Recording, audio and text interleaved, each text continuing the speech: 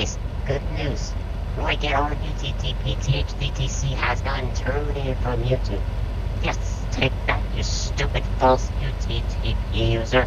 Because that's what you get. Because you constantly call my friends losers, especially my good friend Lag02. Which Lag02 does not deserve to be called a loser because he is so innocent.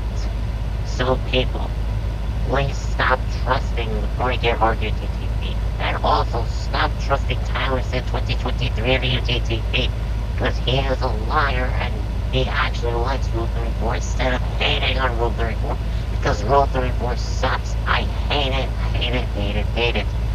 Anyways, that is the good news that Roy Gethard UTTP CTS failure that once he got terminated for good. Now we don't have to be called losers anymore. And Lag02 is probably very happy that Roy got terminated. Now you may know that Roy Gethard UTTP actually got terminated like 2 days ago. Because I actually did not notice that Roy actually got terminated. But now I know that Roy Gethard UTTP got terminated.